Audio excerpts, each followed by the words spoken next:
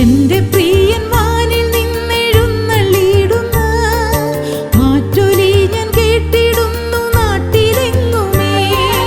എന്റെ പ്രിയൻ വാനിൽ നിന്നെഴുന്നള്ളിയിടുന്ന മാറ്റൊലി ഞാൻ കേട്ടിടുന്നു നാട്ടിലെങ്ങുമേ. ക്ഷാമം ഭൂകമ്പം അതിനാരംഭം, ക്ഷാമം ഭൂകമ്പം അതിനാരംഭം. വാഴും ഞാൻ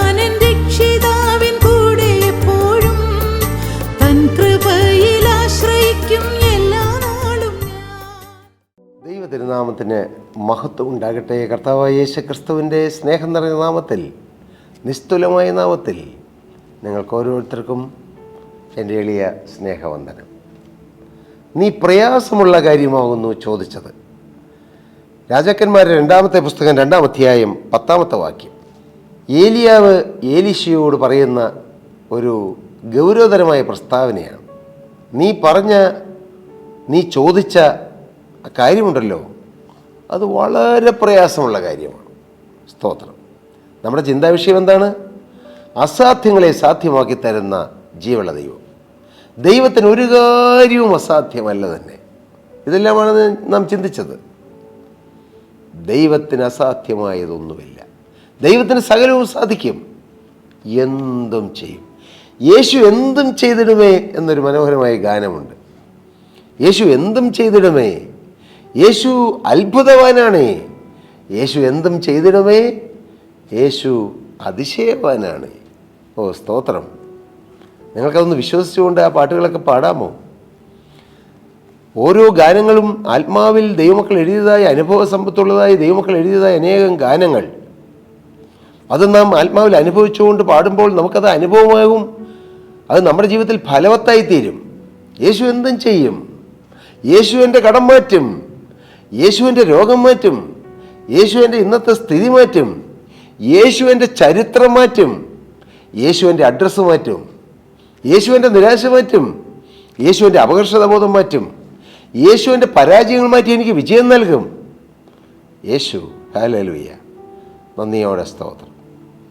പ്രിയ സഹോദരീ സഹോദരങ്ങളെ, ഇവിടെ ഏലിയാവ് എലീശയോട് പറയുകയാണ്, നീ പ്രയാസമുള്ള കാര്യമാണെന്ന് ചോദിച്ചത്. എന്താണ് ഈ പ്രയാസമുള്ള കാര്യം? കർത്താവിന് സ്തോത്രം.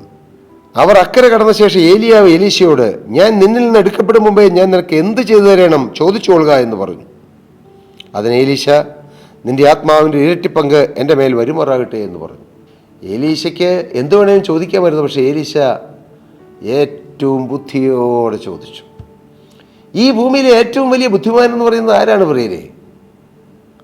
ചന്ദ്രനിൽ കാൽ കുത്തുന്നവനോ, സ്പേസിൽ യാത്ര ചെയ്യുന്നവനോ, ഇവിടെ ഒരു സ്ഥലത്തിരുന്നു കൊണ്ട് ഇങ്ങോട്ട് വരുന്ന മിസൈലുകൾ അടിച്ചു തകർക്കാൻ അങ്ങോട്ട് എതിർ ആയുധമിടാനുള്ള അതിനുള്ള ടെക്നോളജി കണ്ടുപിടിക്കുന്നവനോ, അങ്ങനെ 100,000 കാര്യങ്ങൾ നേടിയെടുക്കുന്ന ഒരാളാണോ?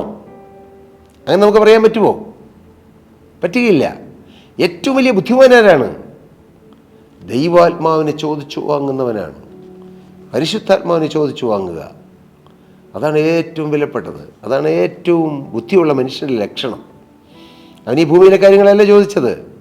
ഏലിയാവിനോട് മറ്റൊന്നും ചോദിച്ചില്ല. എനിക്ക് ആത്മാവിനെ കിട്ടണം. ആത്മാവ് വരിക എന്നുള്ളൊരു പാക്കേജാണ്. നാം ചോദിക്കും, കർത്താവേ ധൈര്യം തരണം, സ്നേഹം തരണം, വിശുദ്ധി തരണം, കൃപ തരണം, അല്ലെങ്കിൽ അത് തരണം, ഇത് തരണം. ഒത്തിരി കാര്യങ്ങൾ നമ്മൾ എണ്ണിപ്പറക്കി ചോദിക്കും.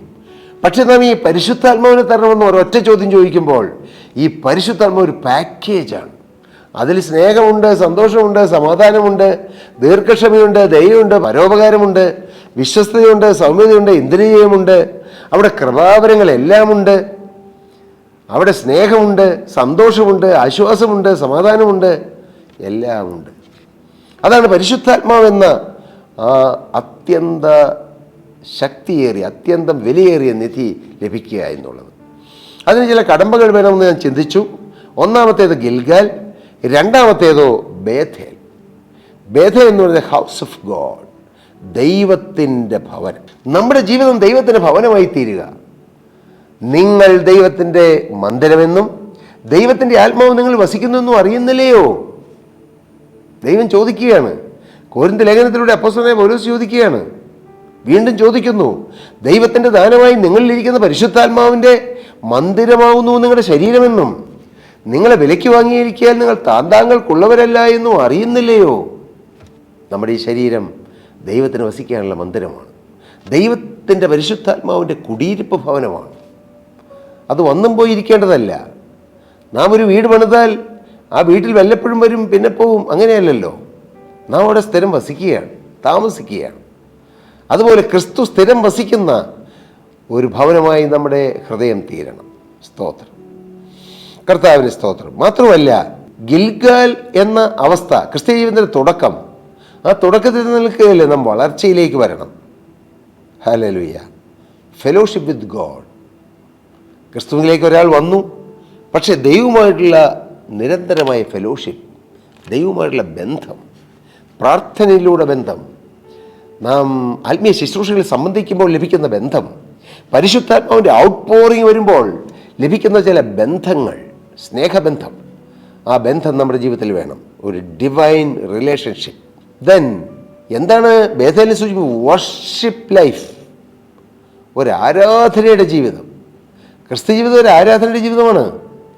എപ്പോഴും എല്ലാത്തിനും വേണ്ടി സ്തോത്രം ചെയ്യണം. അതാ വചനം പറയുന്നത്, നിങ്ങൾ എല്ലായ്പ്പോഴും എല്ലാറ്റിനും വേണ്ടി സ്തോത്രം ചെയ്യുന്നവരായിരിക്കണമെന്ന്. അപ്പോൾ എന്തൊരു ആഴമാണത്! എല്ലായ്പ്പോഴും സ്തോത്രം ചെയ്യണം, എല്ലാറ്റിനും വേണ്ടി സ്തോത്രം ചെയ്യണം. സങ്കീർത്തനങ്ങളാലും സ്തുതികളാലും ആത്മീക ഗീതങ്ങളാലും തമ്മിൽ സംസാരിക്കണം. ദൈവമക്കൾ തമ്മിൽ സംസാരിക്കുമ്പോൾ ആത്മീക ഗീതത്തിലൂടെ സംസാരിക്കാം. ചർച്ചിൽ ആരാധന നടക്കുമ്പോൾ ആത്മീക ഗീതത്തിലൂടെ പരിശുദ്ധാത്മ നമ്മളോട് സംസാരിക്കും, പരിശുദ്ധാത്മ നമ്മളോട് ഇടപെടും. കർത്താവിന്റെ സ്തോത്രം. ദൈവമക്കൾ ഒരുമിച്ച് ആരാധിക്കുമ്പോൾ അവർ ആത്മാവിൽ ചില വൻകാര്യങ്ങൾ സംസാരിക്കുകയാണ്. ആത്മാവിൽ സംസാരിച്ചും നിങ്ങളുടെ ഹൃദയത്തിൽ കർത്താവിന് പാടിയും കീർത്തനം ചെയ്തും നമ്മുടെ ദൈവവും പിതാവുമായ കർത്താവായ യേശു ക്രിസ്തുവിൻ്റെ പിതാവായ ദൈവത്തിന് എപ്പോഴും സ്തോത്രം പറഞ്ഞുകൊണ്ടിരിക്കണം. ഹല്ലേലൂയ. പ്രിയപ്പെട്ടവരെ, നമ്മുടെ ജീവിതത്തിൽ ഈ ആരാധനയുടെ മഹത്വം അത് നാം അനുഭവിക്കണം. വർഷിപ്പ് ലൈഫ് മാത്രമല്ല, പേഴ്സണൽ റിലേഷൻഷിപ്പ് വിത്ത് ഗോഡ്, ദൈവവുമായിട്ട് നിരന്തരമായ ഒരു വ്യക്തിപരമായ ബന്ധം. എന്താ പറയുക ക്രിസ്തീയ ജീവിതത്തിൻ്റെ അടിസ്ഥാനവും ക്രിസ്തീയ ജീവിതത്തിൻ്റെ കാമ്പലും? Personal relationship with Jesus Christ. അതാണ് ആകത്തുക. യേശു ക്രിസ്തുവുമായിട്ടുള്ള വ്യക്തിപരമായ സ്നേഹബന്ധം. ആ സ്നേഹബന്ധത്തിൽ വളരുന്നു, യേശുവിനോട് കൂടുതൽ അടുക്കുന്നു, യേശുവിലങ്ങ് ലയിക്കുന്നു, യേശു മയമായിത്തീരുന്നു. അതാണ് ബേഥേൽ. സ്തോത്രം. മാത്രവുമല്ല, സ്പിരിച്വൽ ഗ്രോത്ത്, പ്രെയർ ലൈഫ്. സ്തോത്രം. വർഷിപ്പ് ലൈഫുണ്ട്, പ്രെയർ ലൈഫുണ്ട്, ഫെലോഷിപ്പ് ലൈഫുണ്ട്, സ്പിരിച്വൽ ഗ്രോത്തും ഉണ്ട്. കർത്താവിന് സ്തോത്രം. നമ്മുടെ ജീവിതത്തിൽ ഓരോ ദിവസവും ആത്മീയമായി നാം വളരണം. ആത്മീയമായി വളരുന്നു എന്നുള്ളതിൻ്റെ തെളിവല്ല കൃപാവരങ്ങൾ നമ്മൾ ജ്വലിക്കുന്നത്. തീർച്ചയായിട്ടും കൃപാവരങ്ങൾ ശ്രേഷ്ഠമാണ്, സത്യം. പക്ഷെ വചനം പറയുന്നു, സഭയുടെ ആത്മീക വർധനയ്ക്കായി കൃപാവരങ്ങൾ ജ്വലിക്കും. അപ്പോൾ സ്വന്തം ജീവിതത്തിലെ ആത്മീയത്തിൻ്റെ അളവ് പോലാണോ? അല്ല. സഭയ്ക്ക് ഒരു കൃപാവരം വേണം. കർത്താവ് ആരെയും തിരഞ്ഞെടുത്ത്, അതുകൊണ്ട് എല്ലാവരെയും തിരഞ്ഞെടുത്ത് വെറുതെ ഒരു വില കുറഞ്ഞ കാര്യമായിട്ടല്ല ഞാൻ പറയുന്നത്. കൃപാവരങ്ങൾ കർത്താവ് ഭരമേൽപ്പിക്കും.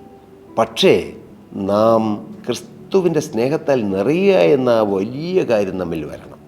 നമ്മുടെ ജീവിതം രൂപാന്തരപ്പെടുക, വിശുദ്ധീകരണം പ്രാപിക്കുക, അത് നാം ടെസ്റ്റ് ചെയ്യണം. കൃപാവരങ്ങൾ ജ്വലിച്ചു, പക്ഷേ നമ്മുടെ സ്വഭാവത്തിൽ എന്ത് മാറ്റമുണ്ട്? ക്യാരക്ടറിൽ വരുന്ന റിയൽ ചേഞ്ചാണ് യഥാർത്ഥ ക്രിസ്തീയ ജീവിതം. ക്രിസ്തുവിനോടുള്ള സ്നേഹം കത്തിക്കയറി മുന്നോട്ട് വരുന്നതാണ് ക്രിസ്തീയ ജീവിതത്തിൻ്റെ ഗ്രോത്ത്. അല്ലാതെ നാം ഓടി നടന്ന് ശുശ്രൂഷ ചെയ്തു എന്നുള്ളത് പോലുമല്ല. അതൊക്കെയാണ്, അതൊക്കെ ഉണ്ട്, അതിൻ്റെ ഭാഗമാണ്. പക്ഷെ അത് മാത്രമല്ല പ്രിയരെ. കൃപാവരങ്ങൾ ജ്വലിക്കുന്നതും ആത്മീയ ഗ്രോത്തിൻ്റെ ഒരു ലക്ഷണമാണ്. പക്ഷെ അത് മാത്രമല്ല. അതുകൊണ്ടല്ലേ ദൈവത്തിൻ്റെ വചനം പറയുന്നത്, സ്നേഹം എല്ലാത്തിലും വലിയ വരം, സ്നേഹം. സ്തോത്രം. അതാണ് ബേഥേൽ. ഗിൽഗാൽ ഉരുണ്ടുപോയി. ബേഥേൽ ആ തുടക്കം കഴിഞ്ഞ് വീണ്ടും ഒരു ഉറപ്പിക്കൽ, കൂട്ടായ്മയിൽ ഉറപ്പിക്കുന്നു. ദൈവമക്കളുമായി സ്നേഹബന്ധം, ഒരാത്മീക ബന്ധം, ഒരാത്മീക കെട്ടുറപ്പ്, ആത്മീയമായി നമുക്ക് മെൻറ്റർ ചെയ്യാനായിട്ട് അതിനുള്ള ആളുകൾ. അവരുമായിട്ടുള്ള സംസാരം, അങ്ങനെ നമ്മുടെ ആത്മീയജീവിതത്തിൽ മുന്നോട്ട് വളരണം. എങ്കിലേ പരിശുദ്ധാത്മാവ് ലഭിക്കൂ. നാം സ്റ്റാഗ്നൻ്റായി നിന്നാൽ നമ്മുടെ ജീവിതത്തിൽ ആത്മാവിന് വരികയില്ല.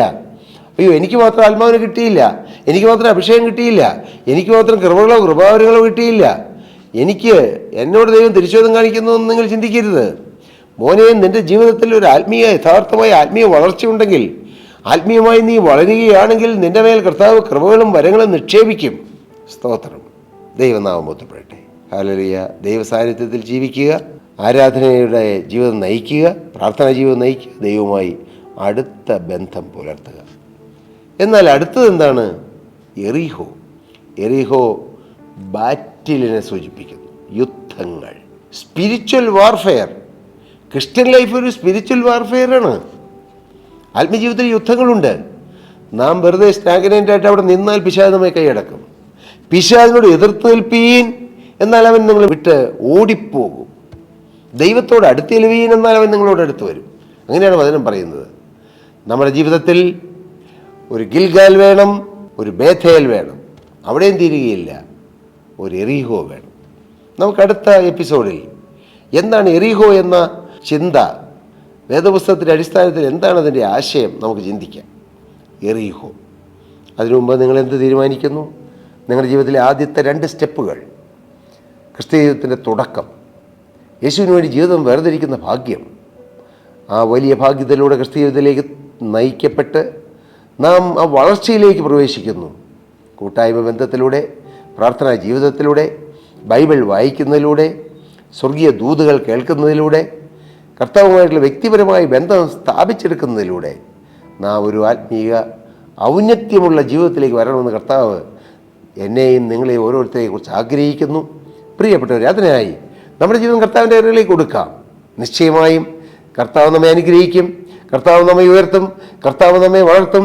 കിട്ടാക്കനിയല്ല ആത്മീയ ജീവിതം, കിട്ടാക്കനിയല്ല പരിശുദ്ധാത്മാവ് നമ്മുടെ മേലും തൻ്റെ ആത്മാവിനെ പകർന്ന് നമ്മെ ബലപ്പെടുത്തും. കൃപകളാലും വരങ്ങളാലും ആത്മഫലത്താലും നമ്മെ കർത്താവ് നിറച്ച് തൻ്റെ മഹത്വമുള്ള വേലയിൽ ഈ തലമുറയിൽ നമ്മെ ഉപയോഗിക്കും.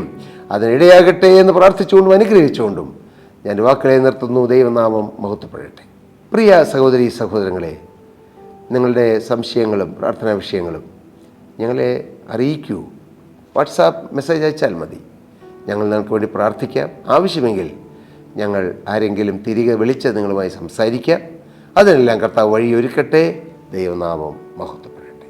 സ്തോത്രം.